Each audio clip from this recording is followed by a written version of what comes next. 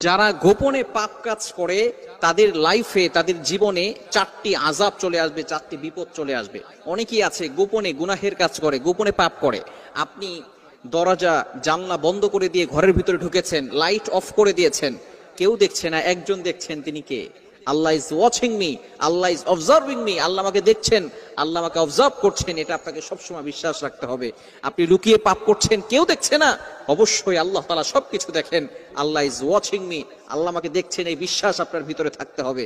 সুতরাং গোপনে যদি আপনি পাপ কাজ করেন তাহলে চারটি বিপদ আপনার জীবনে চলে আসবে। নাম্বার ওয়ান, এক নাম্বার হচ্ছে যারা গোপনে পাপ কাজ করবে আল্লাহ পাক রব্বুল আলামিন তাদের চেহারার বিউটি, চেহারার সৌন্দর্য নষ্ট করে দিবেন। অনেকে আছে গোপনে পাপ কাজ করে, দেখবেন তাদের চেহারার ভিতরে কোনো নূর নাই, সাদা চামড়ার মানুষ কিন্তু চেহারার দেখতে ভালো লাগে না, বিশ্রী চেহারা লাগে। আবার অনেক দেখবেন কালো মানুষ কিন্তু আল্লাহর ইবাদত করে, মিথ্যা কথা বলে না, সত্যের পথে চলে, নামাজ পাঁচ ওয়াক্ত পড়ে, দেখবেন তার চেহারার ভিতরে এমন একটা নূর আছে, চেহারা দেখলে আরো দেখতে মনে চায়। এরকম কিছু মানুষ সমাজে আছে না নাই?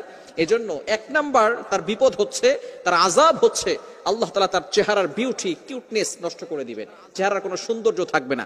দ্বিতীয় নাম্বার হচ্ছে সে ইবাদত করে কোনো মজা পাবে না।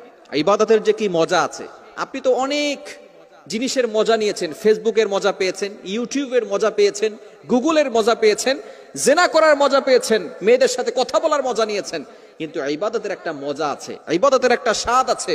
এই স্বাদ যদি আপনি উপলব্ধি করতে চান তাহলে গোপনে গুনাহের কাজ করা বন্ধ করে দেন। গোপনে পাপ করলে ইবাদতে কোনো মজা পাওয়া যায় না। অনেক সময় দেখবেন নামাজে দাঁড়িয়েছেন, বিভিন্ন ধরনের চিন্তা নামাজের ভিতরে চলে আসে, বিভিন্ন ধরনের চিন্তা, বাজে চিন্তা নামাজের ভিতরে চলে আসে। মনে করবেন আপনার দ্বারা গুনাহ হয়ে যাচ্ছে, সঠিকভাবে আপনি নামাজ পড়তে পারছেন না।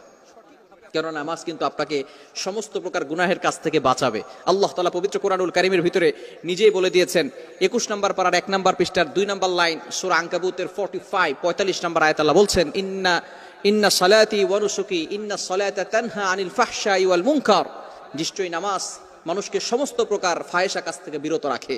এজন্য দ্বিতীয় নাম্বার হচ্ছে সে নামাজে কোনো ইবাদতে কোনো মজা পাবে না। 3 নাম্বার হচ্ছে তার মানসিক শান্তি থাকবে না, সবসময় অস্থির অস্থির ভাব আসবে, মানসিক ভাবে কোনো শান্তি পাবে না, রেস্টলেস মাইন্ড, তার অন্তরে কোনো প্রশান্তি থাকবে না। অনেক সময় দেখবেন আপনার ঘরে ভালো লাগে না, দোকানে ভালো লাগে না, বাহিরে ভালো লাগে না, কি করবেন কোনো কুলকিনারা খুঁজে পাচ্ছেন না। একমাত্র গোপন গুনাহের কারণে মন অস্থির হয়ে যায়, স্থির থাকতে পারে না, মানসিক ভাবে সে দুর্বল হয়ে যায়। 4 নাম্বার হচ্ছে মোস্ট ইম্পর্টেন্ট, সেটা হচ্ছে আপনার রিজিকে কোনো বারাকা থাকবে না। অনেক সময় দেখবেন আপনি অনেক টাকা ইনকাম করছেন, এটা কিন্তু রিজিক নয়। আপনি টাকা পয়সা ইনকাম করতেছেন, প্রত্যেক মাসে 50,000 টাকা ইনকাম করেন, কিন্তু ওই 50,000 টাকা দিয়ে সংসার চলে না।